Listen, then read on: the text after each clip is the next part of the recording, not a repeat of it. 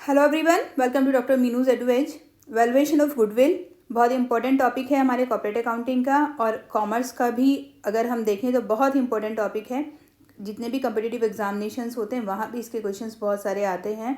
तो इस वीडियो में हम गुडविल के क्वेश्चंस लेंगे एमसीक्यू की फॉर्म में, कॉन्सेप्ट्स की क्लियरिटी के साथ, और इसमें भी 2 पार्ट हमारे आएंगे वीडियो में। तो स्टार्ट करते हैं। Goodwill is the value of, ख्याति का मूल्य क्या है। It is the good name of the business,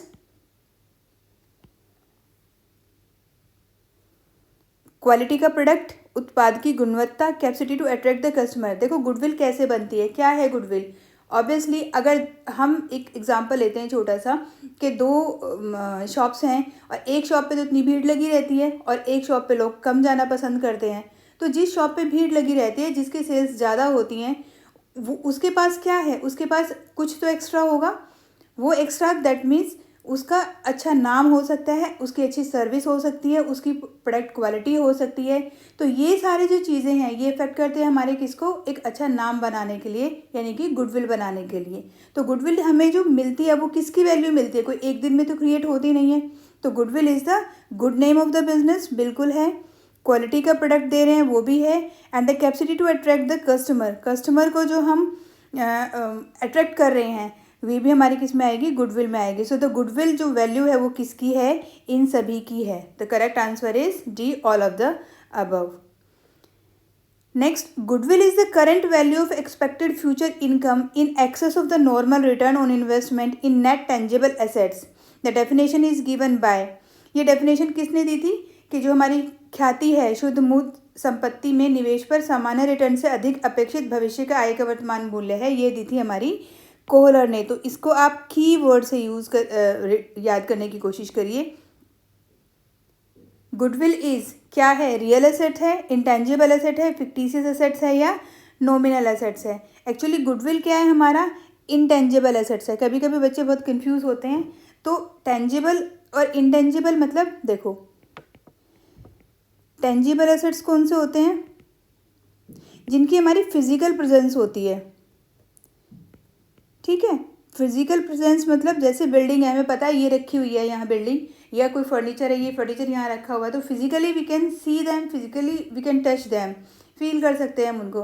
but जो चीज़ हमें फिजिकली दिखाई नहीं देती है बिजनेस में, वो भी तो हमारे एसेट्स हो सकते हैं। जैसे गुडविल है, एक अच्छा नाम है, उसकी वजह से हमारी सेल्स इंक्रीज हो रही हैं, तो उसको भी हमें एसेट में इंक्लूड करना है। बट गुडविल एज सच कहीं हमें दिखाई तो नहीं दे रही ना रखी हुई, कि यहाँ रखी है गुडविल, देख लो भाई ये रखी गुडविल हमारी, ऐसे दिखाई नहीं देती है। तो ये हम इसको फील कर सकते हैं कि हाँ हमारी गुडविल है और इसकी वजह से हमारा प्रॉफिट हो रहा है।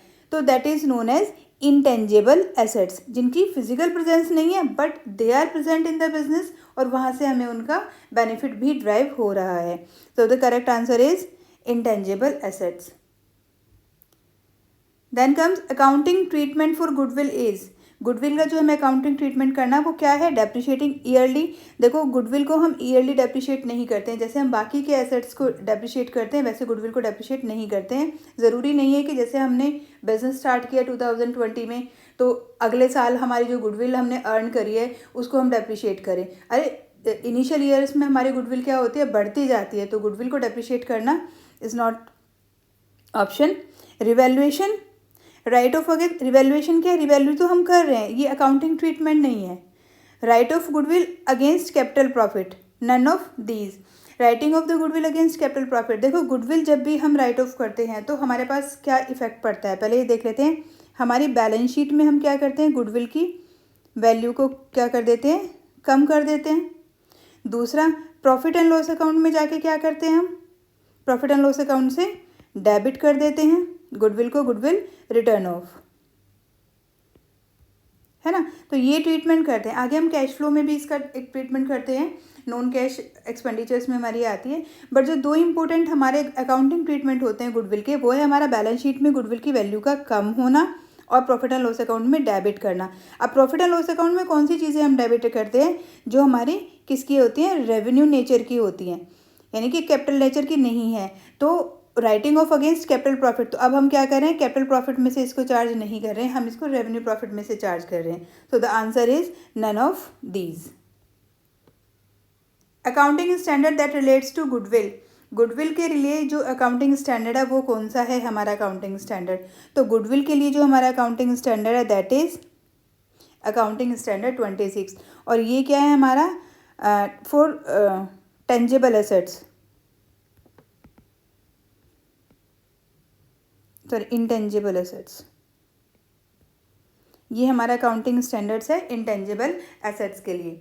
अच्छा, एक आप मुझे कमेंट करके बताएंगे हमारा AS6, AS10 और AS21 कौन कौन से हमारी चीज़ों के लिए अकाउंटिंग स्टैंडर्ड हैं। तो इस क्वेश्चन को आप खुद यहाँ से मुझे बताएंगे। 6, 10 और 21 हमारे कुछ इम्पोर्टेंट अकाउंटिंग स्टैंडर्ड्स हैं जो कि आपको याद होने चाहिए, कम से कम 6 या 7 आपकी बुक में। जब आप चैप्टर पढ़ते हो तो जब आप लीज से रिलेटेड चैप्टर पढ़ते हो तो वहाँ लीज से रिलेटेड हमारा होता है। जब आप एमलगमेशन पढ़ते हो तो वहाँ एमलगमेशन से रिलेटेड हमारे होता है। तो जिस भी क्लास में आप पढ़ रहे हो उस क्लास के टॉपिक्स में कोई ना कोई अकाउंटिंग स्टैंडर्ड हमारे आते ही आते हैं। जब हम कैश फ्लो पढ़ते हैं तो कैश फ्लो का भी आता है।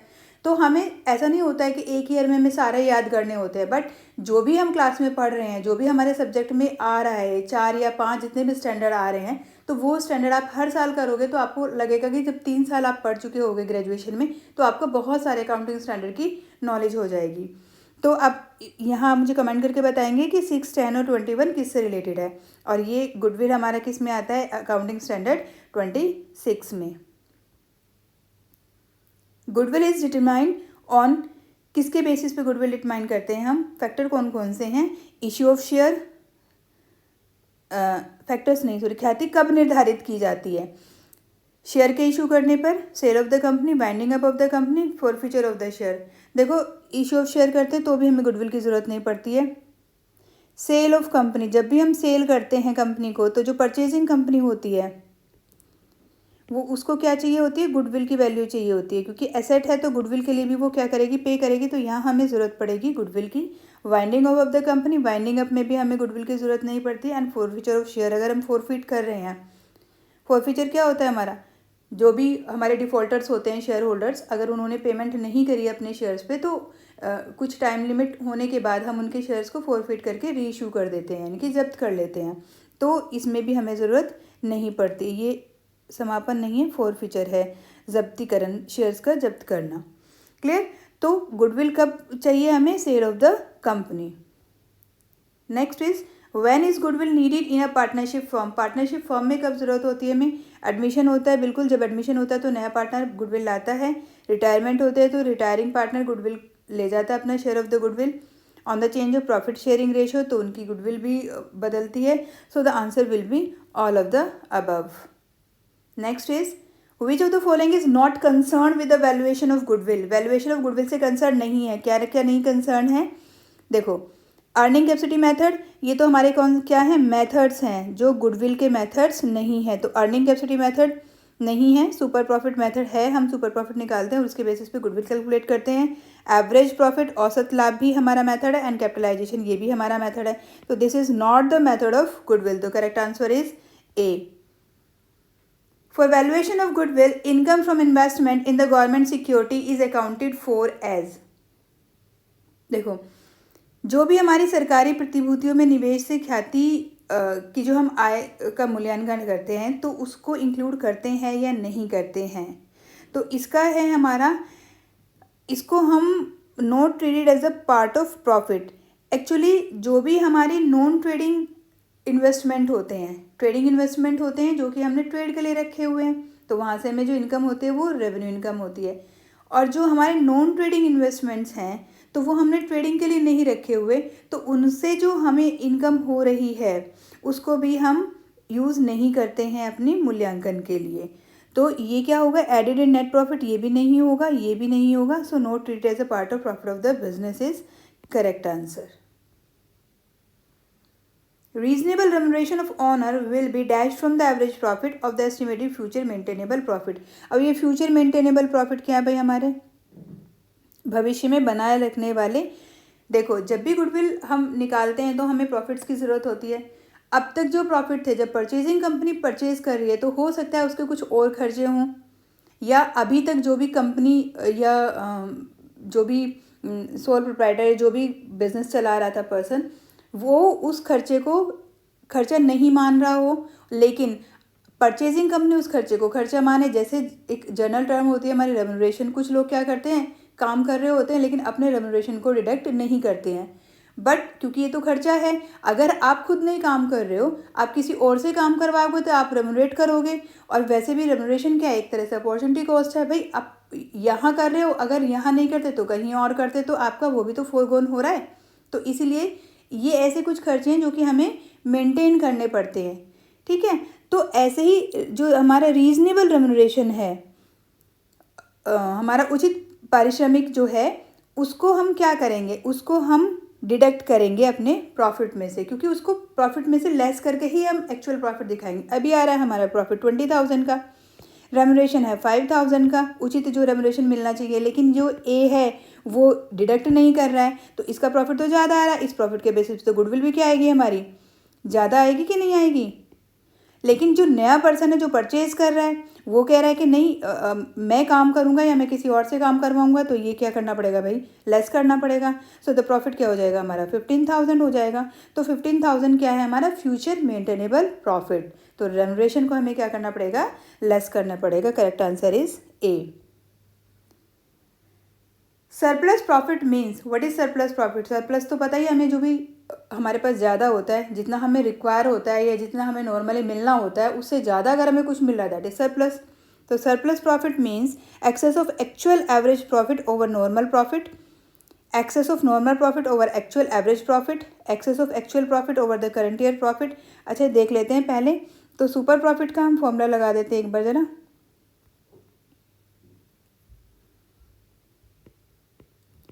क्या होता है, super profit is equal to actual average profit less करेंगे इसमें से नॉर्मल प्रॉफिट। यहाँ भी बच्चे बहुत कंफ्यूज होते हैं। नॉर्मल प्रॉफिट क्या होता है भाई, नॉर्मल प्रॉफिट वो प्रॉफिट होता है तो जो similar type of firm market में ले रही हैं। सपोज कोई गाड़ी बनाने वाली कंपनी है, या कोई और भी पार्ट्स बनाती है, या शॉप है मार्केट में। आप देखो तो 5 शॉप हैं, 5 शॉप में एक पर्सन जो है 5 शॉप हैं, 5 शॉप पे जो जितना भी कैपिटल इन्वेस्ट किया गया है सबको, तो सब उम्मीद करते हैं कि हमें 15% का रिटर्न मिलेगा, ठीक है। तो जो भी उनका कैपिटल होगी उस पर 15% निकालेंगे, that will be the normal profit. लेकिन अगर किसी को 15 की जगह 20% मिल रहा है तो उसको क्या मिल रहा है, एक्स्ट्रा मिल रहा है, तो ये क्या हो गया, उसको एक्चुअल प्रॉफिट मिल रहा है, ठीक है। तो उसको सुपर प्रॉफिट कितना हुआ, नॉर्मली इसको 15% मार्केट में रेट है उतना मिलना चाहिए, but because of some factors like the goodwill उसको अब 20% का रिटर्न मिल रहा है, तो यहाँ उसको 5% का ज़्यादा मिल रहा है ना रिटर्न, तो दैट इज सरप्लस। तो super profit is actual profit minus normal profit, जो भी आएगा हमारा होगा सुपर प्रॉफिट। तो answer first, option first is correct. Dash is not included bye calculating capital employed. जब भी हम कैपिटल एम्प्लॉयड निकालते हैं तो हमें क्या नहीं इंक्लूड करना चाहिए, capital expenditure of the machinery. Capital employed निकाल रहे हैं तो कैपिटल एक्सपेंडिचर को छोड़ नहीं सकते, तो इसको तो इंक्लूड करेंगे। प्रीलिमिनरी एक्सपेंसेस, देखो प्रीलिमिनरी एक्सपेंसेस क्या होते हैं हमारे, फिक्टिशियस एसेट्स होते हैं, है ना। तो प्राथमिक खर्चे हमारे फिक्टिशियस एसेट्स होते हैं। और फिक्टिशियस एसेट्स कौन से एसेट्स होते हैं, जो हमारा मेन इसका फिक्टिशियस एसेट्स का जो मेन डिफरेंशिएशन होता है, they don't have market value. बस ये याद रखना आप, जो भी हमारा एसेट है अगर उसको हम मार्केट में लेके जाएं और उसे हमें कोई भी वैल्यू ना मिले, तो मान लो समझ लो कि वो क्या है, हमारा फिक्टिशियस एसेट्स है। जैसे प्रीलिमिनरी खर्चे हैं, ये प्राथमिक खर्चे आपने कर दिए जब आपने बिजनेस स्टार्ट किया था, अभी भी ये आपकी बैलेंस शीट में शो हो रहे हैं एसेट साइड में, तो आपके क्या है, एसेट्स हैं, ठीक है। लेकिन है कौन सा, ये फिक्टिशियस एसेट्स हैं। अगर आप इनको उठा के बाजार में जाओगे कि भाई हमारे ये प्राथमिक खर्चे हैं, इनको खरीद लो, कोई खरीदेगा, कोई नहीं खरीदेगा, there is no market value. ऐसे ही हमारे कुछ और होते हैं, discount of issue on debentures हुआ, या हमारा एडवर्टीजमेंट, हैवी एडवर्टीजमेंट एक्सपेंसेस हमने कर दिया, उसको हमने डिफर्ड रेवेन्यू मान के बैलेंस शीट में चार्ज कर लिया। तो ये सारे क्या है हमारे, हम ऑलरेडी कर चुके हैं खर्चे, तो इनकी कोई मार्केट वैल्यू नहीं है, that mean they are fictitious assets. तो इसको हम चेक करने के लिए कंफ्यूज होने की जरूरत नहीं, सीधा सीधे ये देखो कि आप मार्केट में ये बेचे जा सकते हैं और हमें वैल्यू मिल जाएगी, इनकी कुछ पैसे मिल जाएंगे, इनके अगर नहीं मिल रहे हैं that means they are fictitious assets. तो अब क्वेश्चन था कि कैपिटल एम्प्लॉयड निकालने के लिए कैपिटल एक्सपेंडिचर और machinery, planar expenses, cost of acquisition of goodwill, cash और बैंक, ये भी इंक्लूड करेंगे हम। Cost of acquisition of goodwill क्योंकि हम पे कर रहे हैं गुडविल के लिए, तो सिर्फ ये हमारे पास प्राथमिक खर्चे, तो इसको इंक्लूड नहीं करेंगे। विच of the following is not included in capital employed, कौन सा कैपिटल एम्प्लॉयड में इंक्लूड नहीं करना है। फिर वही हमारा सिंपल सा क्वेश्चन आ गया। फिक्टिशियस एसेट्स अभी हमने बताया इंक्लूड करेंगे नहीं करेंगे, करंट एसेट्स को इंक्लूड करते हैं, फिक्स एसेट्स को भी इंक्लूड करते हैं, और इंटेंजिबल एसेट्स को भी इंक्लूड करते हैं। इंटेंजिबल में हमारे देखो, इंटेंजिबल से आप बिल्कुल कंफ्यूज मत होना, इंटेंजिबल एसेट्स की मार्केट वैल्यू होती है। फिक्टिशियस और इंटेंजिबल में जो डिफरेंस होता है वो होता है मार्केट वैल्यू का, इंपॉर्टेंट डिफरेंस। और भी डिफरेंस होते हैं बट मार्केट वैल्यू के डिफरेंस से आप क्या कर सकते हो, इनको चेक कर सकते हो। इंटेंजिबल चलो हम लेते हैं गुडविल है, ठीक है, या हमारा कोई कॉपीराइट है, या हमारा कोई सॉफ्टवेयर है, कंप्यूटर सॉफ्टवेयर है, ये सारे किसके अंदर आते हैं, हमारे इंटेंजिबल एसेट्स के अंदर आते हैं। कंप्यूटर में सॉफ्टवेयर देखा है आपने, कहीं दिखाई देता है, नहीं दिखाई देता, बट उसके बिना काम नहीं चलता है, ठीक है, तो उसकी वैल्यू है, खरीदते हो आप उसको, तो कंप्यूटर सॉफ्टवेयर क्या है, हमारा इंटेंजिबल एसेट है। और जबकि फिक्टिशियस एसेट्स में अभी हमने बताया प्रीमियम एक्सपेंसेस हैं। अब प्रीमियम एक्सपेंसेस और गुडविल, या इनमें क्या डिफरेंस है, इनकी हमें क्या मिल जाएगी, मार्केट में वैल्यू मिल जाएगी, बट इसकी वैल्यू नहीं मिलेगी। So this is fictitious. तो कैपिटल एम्प्लॉयड में क्या नहीं इंक्लूड करना है, हमें फिक्टिशियस एसेट्स को इंक्लूड नहीं करना है। Why is current year profit deducted from the closing capital employed for calculating average capital employed. जब भी हम एवरेज कैपिटल एम्प्लॉयड निकालते हैं गुडविल के मेथड्स के लिए, देखो अभी थोड़ा सा हम थ्योरेटिकल कॉन्सेप्ट कर रहे हैं, जो नेक्स्ट वीडियो होगी उसमें मोस्टली हम न्यूमेरिकल पोर्शन लेंगे, जिसमें हम फॉर्मूलेज को भी सारे को करेंगे, तो हमें वीडियो को करते करते फॉर्मूले भी बहुत सारे याद हो जाएंगे। तो अभी एवरेज कैपिटल एम्प्लॉयड जब हम निकालते हैं तो किसी भी चीज़ का एवरेज करते हैं, क्या होता है हमारे पास, इधर ओपनिंग होता है प्लस क्लोजिंग होता है, ओपनिंग क्लोजिंग को 2 से डिवाइड कर देते हैं, हमारा एवरेज आ जाता है। क्लियर। तो अगर हम कैपिटल एम्प्लॉयड निकाल रहे हैं तो कह रहे हैं कि why the current year profit deducted from the closing capital, closing capital में से क्यों डिडक्ट होता है। देखो ओपनिंग कैपिटल से जब हम क्लोजिंग पे गए तो यहाँ जो ये डिफरेंस आएगा, क्लोजिंग कैपिटल हमारी हो सकता है इंक्रीज हो, ये इंक्रीज क्यों होगी, बिकॉज ऑफ प्रॉफिट, क्योंकि प्रॉफिट क्या होता है हमारा कैपिटल में इंक्लूड हो जाता है। अब क्योंकि हमें एवरेज चाहिए तो हमें इस प्रॉफिट को क्या करना पड़ेगा, ख़त्म करना पड़ेगा, एलिमिनेट करना पड़ेगा। इसीलिए हम क्या करते हैं, इसको एवरेज कैपिटल एम्प्लॉयड निकालने के लिए जो क्लोजिंग हमारा होता है, जो प्रॉफिट होता है, क्योंकि वो हमारे क्लोजिंग कैपिटल में इंक्लूडेड है पूरे साल का, तो उसको हम क्या करते हैं, वहाँ से ख़त्म कर देते हैं। हमें सिर्फ ओपनिंग और क्लोजिंग कैपिटल की रिक्वायर्ड होती है एवरेज निकालने के लिए। इसमें 2-3 कॉन्सेप्ट और हैं, आगे आने वाले क्वेश्चंस में वो समझाऊंगी। तो it is a business policy नहीं, हमें रूल्स और रेगुलेशन के हिसाब से चलना है। It is appropriate for soundness of business, ये थोड़ा सा वेग हो गया।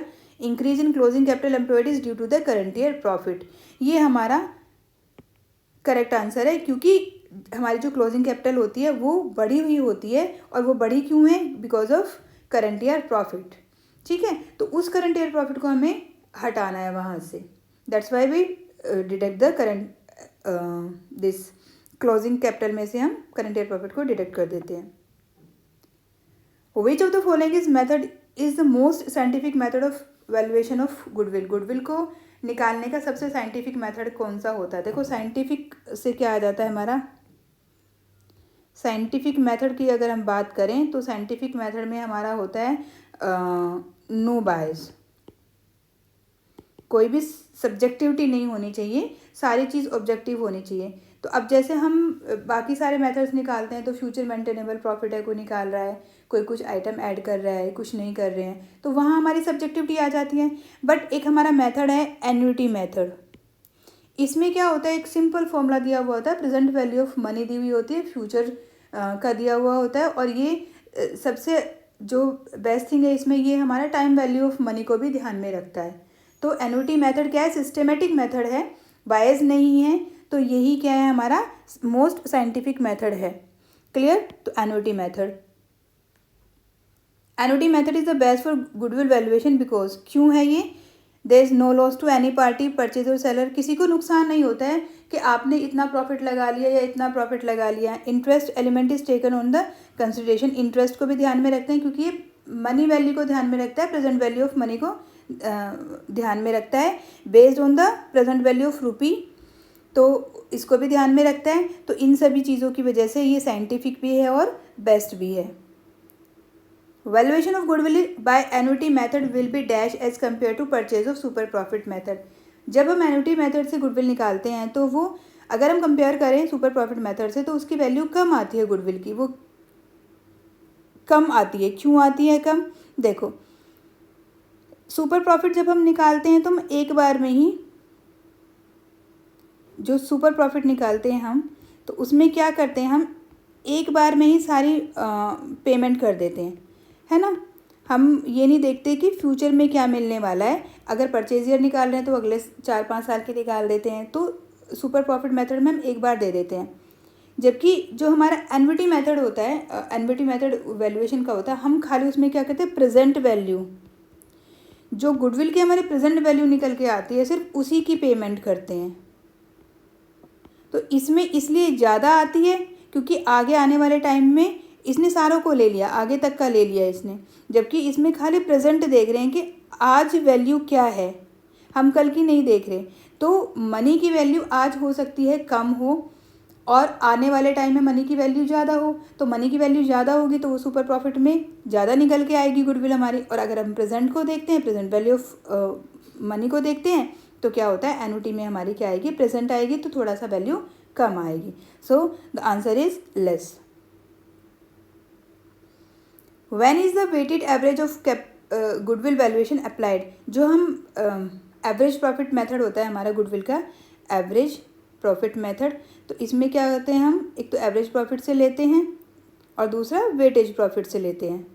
वेटेज में आपको पता होगा हम क्या करते हैं, वेट डिफाइन करते हैं, वेट दे देते हैं, जितने भी हमारे प्रॉफिट्स होते हैं उनमें सब में वेट दे देते हैं। तो उन वेट के बेसिस पे हम मल्टीप्लिकेशन करके तब हम total average weighted average profits निकालते हैं। सो वेटेज एवरेज प्रॉफिट का वैल्यूएशन का मेथड हम कब यूज़ करते हैं, when profit are increasing continuously, profit are decreasing continuously, profit change unevenly, increase in profit is less in beginning and more afterwards.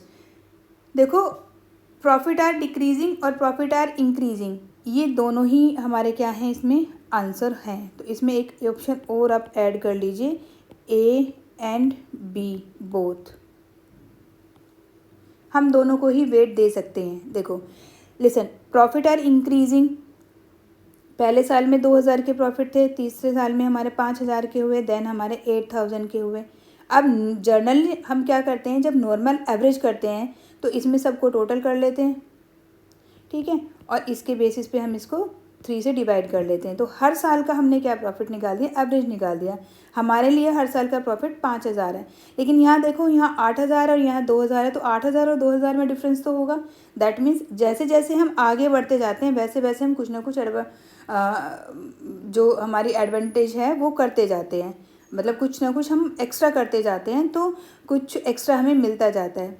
तो यहाँ क्या कर रहे हैं, हम तीनों ईयर के प्रॉफिट को 5000 मान रहे हैं एवरेज में, लेकिन वेटेज में हम क्या करते हैं, क्योंकि ये वाला जो प्रॉफिट है हमारा 8000, ये ज़्यादा रिलेवेंट है। अगर हम 4th ईयर का प्रॉफिट निकाल रहे हैं तो ये वाला प्रॉफिट ज़्यादा रिलेवेंट है हमारे लिए।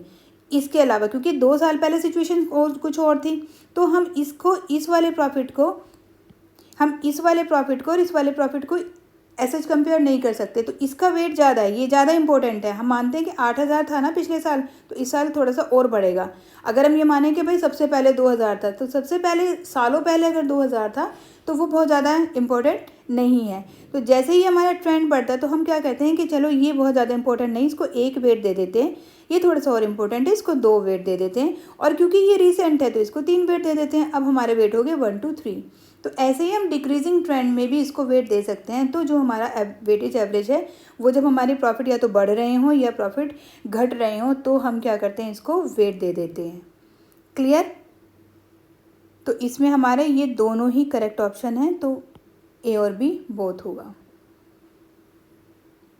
Super profit is calculated by, super profit को कैसे कैलकुलेट किया जाता है? Purchase of super profit method, annuity of super profit, capitalisation of super profit, capitalisation of annual profit method.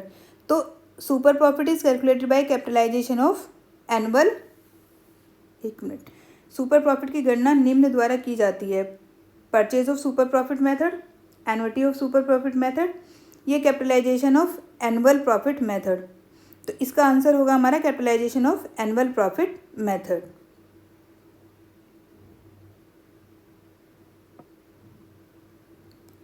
Which of the following method will give higher amount of goodwill? इनमें से कौन सा method है जो हमारे हायर अमाउंट देगा goodwill का? देखो, जो लॉ देता है अभी, जो कम देता है, ठीक है, लेस जो देता है वो क्या देता है? In comparison to other method annuity method देता है, और जो ज़्यादा देता है वो क्या देता है? हमारा कैपिटलाइजेशन मेथड देता है। क्लियर? अभी जब हम क्वेश्चंस करेंगे तो इनको कंपेयर करके देखेंगे न्यूमेरिकल क्वेश्चंस में।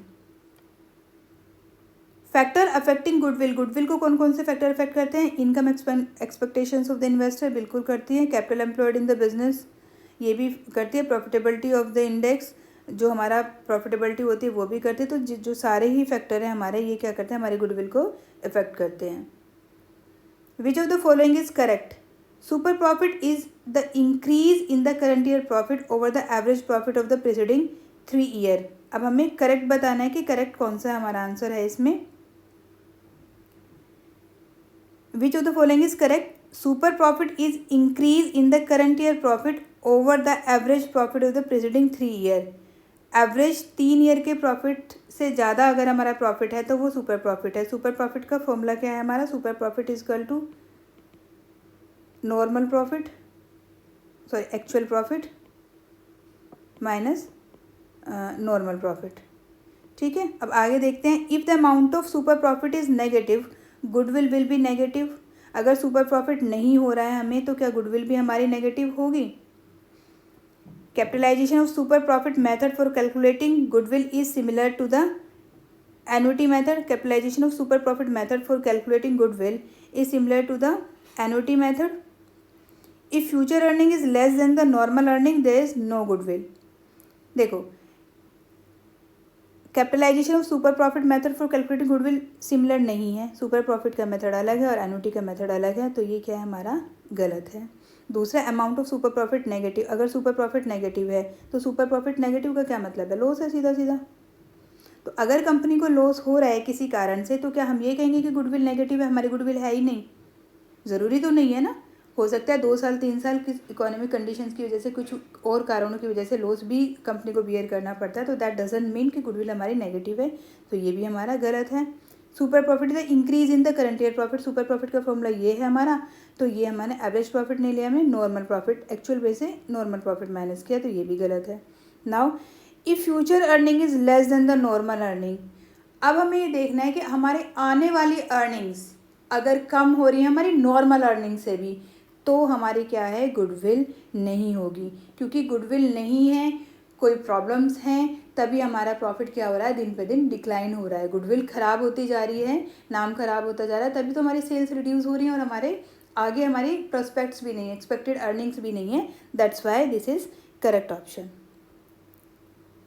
विच of the following is incorrect? अब इनकरेक्ट कौन सा है? A newly established business has no goodwill, बिल्कुल नहीं है, क्योंकि अभी तो एस्टेब्लिश हुआ है, तो नाम तो उसने कमाया ही नहीं, तो ये क्या है हमारा?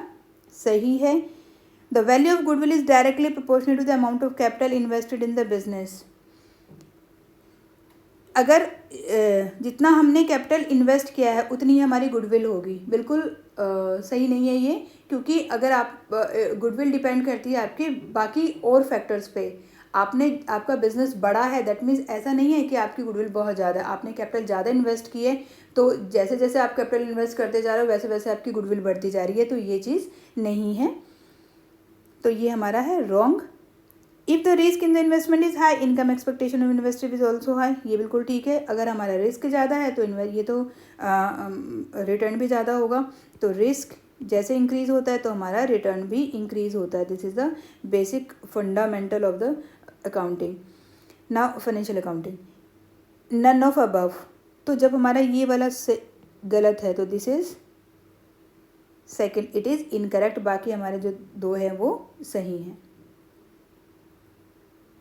सुपर प्रॉफिट सिंपल हम कर सके, क्या है भाई super profit? Actual profit minus normal profit, this is the correct option super profit. Which of the following is incorrect, फिर हमें बताना है इनकरेक्ट। देखो क्वेश्चन को बहुत ध्यान से पढ़ना है कि इनकरेक्ट कौन सा, जो सही सही है हम देख लेते हैं उसमें से, और आते हुए भी हम क्वेश्चन को गलत मार्क करके आते हैं। तो इनकरेक्ट बताना है। Average capital is calculated by adding half of the annual profit of capital in the beginning. जब भी हम एवरेज कैपिटल निकालते हैं तो अगर हमारे पास बिगनिंग की कैपिटल दी हुई है और हमारे पास क्लोजिंग नहीं दी हुई है और प्रॉफिट दिया हुआ है, तो हम क्या कर सकते हैं? देखो ये मैं आगे भी समझाऊंगी आपको, कैपिटल एम्प्लॉयड का क्वेश्चन है ये, कैपिटल एम्प्लॉयड कैसे निकालते हैं। तो इसमें हमारे कई तरीके होते हैं। अगर हमें ओपनिंग कैपिटल गिवन है, क्लोजिंग नहीं गिवन है और हमें चाहिए एवरेज, तो हम क्या करते हैं? ओपनिंग कैपिटल में करंट ईयर का हाफ प्रॉफिट ऐड कर देंगे, ठीक है। तो ये हमारा क्या है? सही है। Super profit is the excess of normal profit over actual profit. Super profit का फॉर्मूला क्या है भाई? SP super profit is equal to actual minus normal, और यहाँ उल्टा लिखा हुआ है तो ये क्या है? इनकरेक्ट है। Under super normal profit goodwill is express as purchase of certain number of year profit based on the average of given period. तो ये क्या है हमारा? एवरेज सुपर नॉर्मल प्रॉफिट, मतलब वही सुपर प्रॉफिट है। तो इसमें गुडविल हम कैसे निकाल सकते हैं? Purchase of certain number of year से मल्टीप्लाई करके। नन ऑफ अबव, तो इनकरेक्ट में जाएगा बी वाला। सिंपल क्वेश्चन है। The value of goodwill as per simple profit method is, simple profit method के हिसाब से गुडविल क्या होगी हमारी? The product of the current year profit and the number of year. Product of the current year profit, number of year नहीं, ये नहीं होगी। सिंपल प्रॉफिट में हम क्या करते हैं? Simple profit into average number of purchase year निकालते हैं। The product of last year profit and the number of profit, तो लास्ट ईयर का प्रॉफिट नहीं लेते, ये भी गलत है। The product of average profit of the given years and the number of year, हम क्या करें? प्रोडक्ट ऑफ एवरेज, तो average profit into number of year, ये हमारा फॉर्मूला हुआ। तो दिस इज करेक्ट फॉर्मूला। तो answer is C. Choose the correct statement. There is only one method of valuing goodwill, super profit method. Correct statement बताना है। एक ही method है हमारे पास, तो गलत हो गया। हमारे पास तो 3 4 मेथड्स हैं। The average profit calculated for the purpose of calculating goodwill by simple profit method need not to be adjusted for the future possibilities. देखिए फ्यूचर एवरेज प्रॉफिट अगर हम निकाल रहे हैं तो हमें क्या करना पड़ेगा? फ्यूचर की जो प्रॉफिटेबिलिटी है उससे एडजस्ट करना पड़ेगा। तो ये कह रहे हैं कि नहीं करना पड़ेगा, तो ये भी हमारा गलत हो गया। The simple profit method of calculating goodwill is better than super profit method, it ignore the capital employed in the business. Simple profit best है क्योंकि कैपिटल एम्प्लॉयड को इग्नोर करता है। नहीं, कैपिटल एम्प्लॉयड को हमें देखना चाहिए। तो ज़रूरी नहीं है कि जो मेथड सिंपल कैपिटल एम्प्लॉयड को इग्नोर करता है वो बेस्ट है। तो ये हमारे जब आगे क्वेश्चन हम करते हैं तो कैपिटल एम्प्लॉयड वाला भी बेस्ट हमारा मेथड हो जाता है गुडविल निकालने के लिए।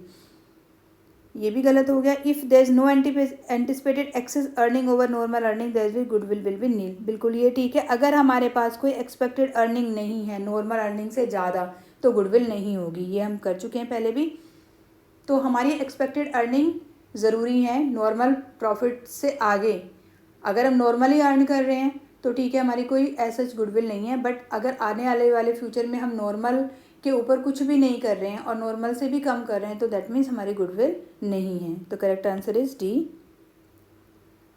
Difference between goodwill determine by capitalisation method and the year purchase method. दो मेथड दिए हमारे, कैपिटलाइजेशन मेथड और ईयर परचेज मेथड। इनके बीच का जो मेन डिफरेंस है वो क्या है? Goodwill determine the basis of actual average profit and super profit is the same. नहीं, एक्चुअल एवरेज प्रॉफिट और सुपर प्रॉफिट में गुडविल हमारी क्या आएगी? डिफरेंट आएगी, तो ये सेम नहीं आएगी। Goodwill of the two base in the year purchase method will differ where as in the capitalisation method it is same. देखो कैपिटलाइजेशन मेथड में हम एक ही तरह से निकालते हैं, कैपिटलाइज करते हैं, तो ये गुडविल निकालेंगे तो क्या आएगी हमारी? सेम आएगी। बट ईयर परचेज में अगर आप 2 ईयर के परचेज से निकाल रहे हो, 3 ईयर के परचेज से निकाल रहे हो, 4 ईयर के परचेज से निकाल रहे हो, तो तीनों में क्या आएगी? गुडविल हमारी डिफरेंट आएगी। तो this is correct. Loss by theft in 2014 50,000, average profit will be adjusted. अगर हमारा जो लॉस है वो 50,000 का है 2014 में, तो average profit will be adjusted. Average profit को हमें क्या करना है, एडजस्ट करना है। क्या करेंगे, लॉस बाय थेफ्ट है तो ये क्या है हमारा एबनॉर्मल लॉस है, एबनॉर्मल लॉस है हमारा, तो इसको हमें करना है। तो प्रॉफिट विल बी इंक्रीज नहीं होगा, profit will be decrease by 50,000। Average profit will be reduce by 50,000। ये हमारा औसत लाभ जो है, हम एवरेज की बात कर रहे हैं क्योंकि एवरेज प्रॉफिट हमारा एडजस्टेड है और नॉट बाय एवरेज। एक मिनट फिर से पढ़ते हैं जरा। लॉस बाय थेफ्ट, एक साल में हमारा जो लॉस हुआ वो 50,000 का हुआ है एवरेज, और हमने एवरेज प्रॉफिट निकाले हुए हैं। तो हमें क्या करना है, अगर हमें एवरेज प्रॉफिट निकाले हुए हैं तो हमारा क्या समायोजित किया जाएगा इसमें, प्रॉफिट विल बी इंक्रीज। ये तो होगा ही नहीं, यही होगा, सॉरी यही होगा आंसर। प्रॉफिट हमारे करंट ईयर के, वो थोड़ा सा कंफ्यूजन हो गया एवरेज में और करंट में, क्योंकि लॉस है हमारा एक ही ईयर में हुआ है। अगर कोई भी चीज़ हमारी बार बार हर साल में हो रही है तो हम उसका एवरेज ले सकते हैं, बट क्योंकि ये क्या है, लॉस बाय थेफ्ट एक ही ईयर में है, तो हमारा जो प्रॉफिट है उस साल डिक्रीज़ हुआ था, तो अब हम क्या करेंगे, इसको एडजस्ट करेंगे, तो उस साल के प्रॉफिट को हम इंक्रीज़ कर देंगे। Then in the beginning 2015 management decided to insure business insurance premium 3,000 का दिया जाएगा हर साल। तो अब देखो ये हमारा एवरेज बेसिस पे लिया जाएगा, क्योंकि हर साल 3,000 दिया जाएगा। पिछले क्वेश्चन में क्या था, एबनॉर्मल प्रॉफिट था तो एक ही साल था, तो उसी साल के प्रॉफिट को हम एबनॉर्मल लॉस था तो उसी साल के प्रॉफिट को हम इंक्रीज़ कर देंगे। यहाँ चूँकि 3,000 क्या है, पूरे आगे आने वाले सालों के लिए है, तो इसका क्या कर लेंगे, हम एवरेज कर लेंगे। तो इसका एवरेज करेंगे, profit will increase by 3,000, profit will decrease by 3,000, average profit will be reduced by 3,000। अब हम क्या करेंगे, क्योंकि हमने एडजस्ट नहीं किया था तो अब हम इसको एडजस्ट करेंगे। ये हमारा एवरेजली हर साल होगा, तो एवरेज प्रॉफिट में से हम एवरेज ऑफ दिस क्या कर देंगे, रिड्यूस कर देंगे। तो correct answer is C. Super profit 24,000, normal profit 15,000, capital employed 5 lakh, adjusted average profit will be 24,000। अब इसमें हमें क्या करना है, सुपर प्रॉफिट गिवन है और समायोजित निकालना है, हमें एडजस्टेड एवरेज प्रॉफिट निकालना है। तो हमें ना तो कैपिटल एम्प्लॉयड की ज़रूरत है, सीधा सीधा क्या है, सुपर प्रॉफिट का फॉर्मूला लगा दीजिए। Super profit is equal to actual profit minus normal profit. तो सुपर प्रॉफिट कितना गिवन है, 24,000, एवरेज एक्चुअल निकालना है हमें, एक्चुअल एवरेज, नॉर्मल कितना है 15,000, तो 15,000 प्लस कर देंगे इसमें, दैट इज़ 39,000। तो करेक्ट आंसर इज 39,000। इस वीडियो में बस इतना ही। नेक्स्ट वीडियो में इसके आगे के जो न्यूमेरिकल पोर्शन है वो कवर करेंगे, आगे 30 क्वेश्चंस। वीडियो को लाइक करें, चैनल आइकन को दबाकर चैनल को सब्सक्राइब करें और अपने फ्रेंड्स को शेयर करें। अगर आपको वीडियो पसंद आई हो तो बेल आइकन को भी प्रेस करें ताकि आपकी जो नई वीडियोस हैं जो वो मिस ना हो आपसे। Thank you for watching, all the best, have a nice day.